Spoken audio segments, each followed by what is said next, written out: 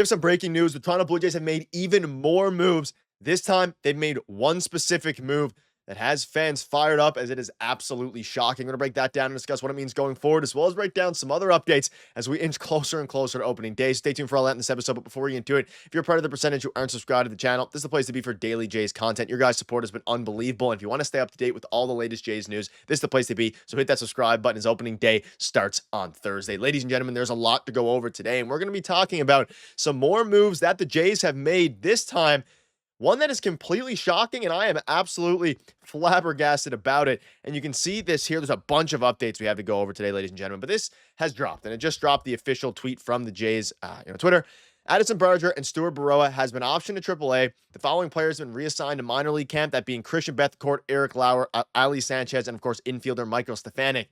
But ladies and gentlemen, the last line here is the shocking one. Ryan Yarbrough has been granted his release and is now a free agent, and we know who has replaced and what the final bullpen looks like, which we'll dive into in a minute here. But ladies and gentlemen, Ryan Yarbrough, after getting a finesse of a deal from the Blue Jays side of things, they obviously traded for him last year for Kevin Kiermaier. He was fantastic, 2.11 ERA, whatever it was, 2.12 ERA. He comes now, you get him in a minor league deal, and they decided to go with some other players instead of Ryan Yarbrough in their bullpen. Now, granted, it is just a long relief guy, but Ryan Yarbrough, fantastic for the Jays, was a lefty. Kind of, in theory, did the Jays a favor by signing him to a minor league deal. And man, oh man, Ryan Yarbrough is no longer a Blue Jay, and he's not going to be a Blue Jay this season. And this one comes at a surprise. Now, yesterday, we know that he requested his free agency, which just essentially meant the Jays had to clear a 40-man roster spot and announce him to the team by, I believe it was 2 p.m. Eastern today. And if they didn't do that, then he was eligible and allowed to be sent, hit free agency, essentially, for Ryan Yarbrough. And they decided to actually exercise that option. And at a point now where the Jays bullpen, especially with Erik Swanson, is in a little bit of a rough spot, to see him just completely, I guess, just let go by the Jays is extremely interesting, because Erik Swanson's going to start the season on the IL. And you can see here's how it kind of, shapes out.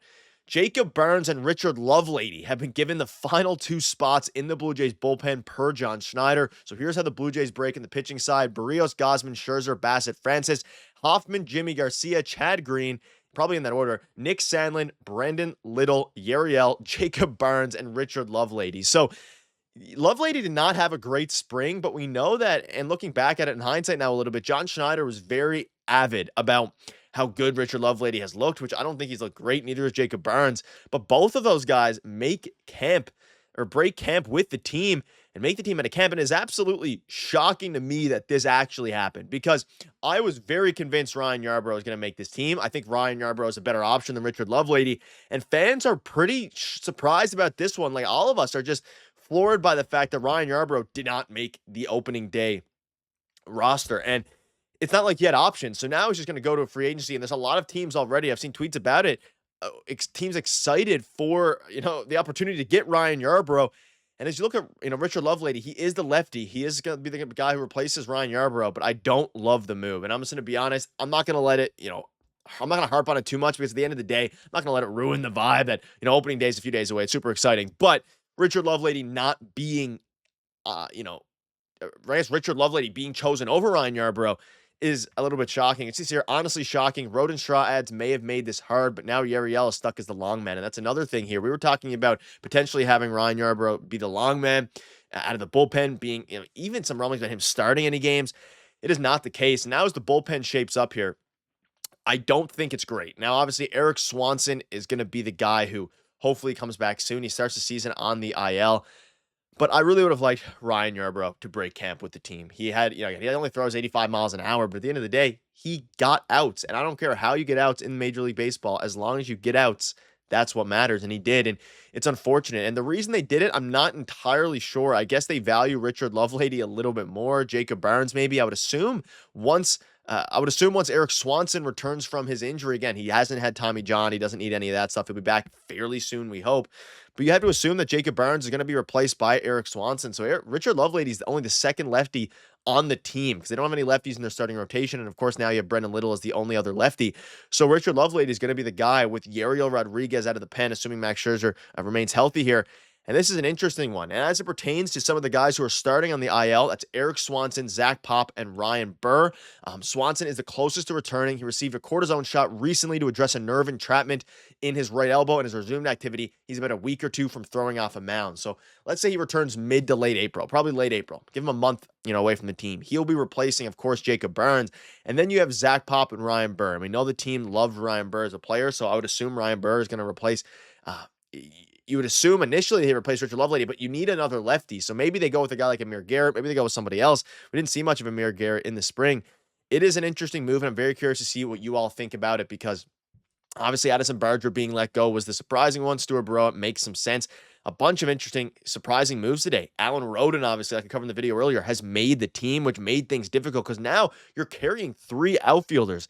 And as you start to look again, Alan Roden made the opening day roster, which is absolutely electric. It was fans quickly turned from super excited about Alan Roden making the team to Ryan Yarbrough being let go and being replaced with Richard Lovelady and Jacob Burns. And it was interesting because it wasn't a roster spot move. You would have had to make a 40-man roster spot for Jacob Burns anyway, which could have just been Ryan Yarbrough. So it wasn't a roster spot issue. They just clearly like Richard Lovelady more than Ryan Yarbrough for whatever reason. And as you start now, we can switch a little bit into a couple other things here.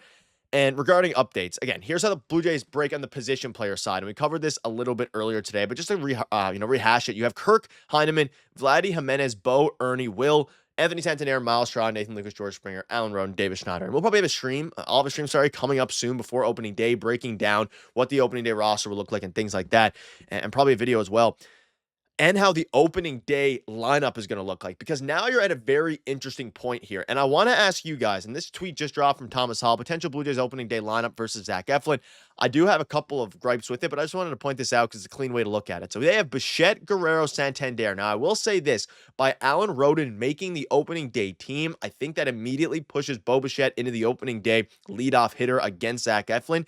There were some rumblings of Will Wagner, but I don't think Will Wagner plays now because with Alan Roden, you assume he's going to, because he made the team, he's going to start. So you have Alan Roden in left, you have George Springer in right, and you have, of course, Nathan Lucas in center field. And I think the big question mark now is between Nathan Lucas or Miles Straw in center field. Do you want a guy who can hit righties, which is all Nathan Lucas can do? He doesn't hit lefties at all. Or would you rather the Gold Glove level defense from a former Gold Glove winner in Miles Straw in center field and then kind of go from there? But either way, I think Santander is going to start the season at DH. They have Kirk at cleanup. I think you probably have Springer cleanup, then Jimenez, then Kirk, because they like Andres Jimenez's base run. He's the best stolen base guy that the Jays have. Andres Jimenez is. And then, of course, you have Alan Roden. And, of course, you have Ernie Clement and Nathan Lucas there at the 9. And it's either going to be Nathan Lucas or Miles Straw, depending on how things kind of shape out with that final center field position.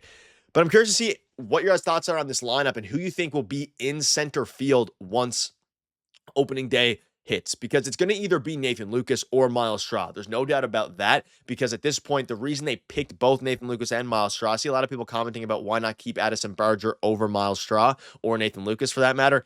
It's because you need somebody who can play center field in Dalton Varsho's absence. And obviously, Dalton Varsho is going to return hopefully soon. That will probably push Nathan Lucas, out of the lineup. But it's going to be interesting to see what they do there. And as you look at the position player standpoint, I think Will Wagner is going to get pushed out now. You have Alan Roden factoring in. And then Addison Barger, of course, who was projected to make the team, no longer makes the team. But ladies and gentlemen, a ton of new news coming. The lineup seems to be pretty set here.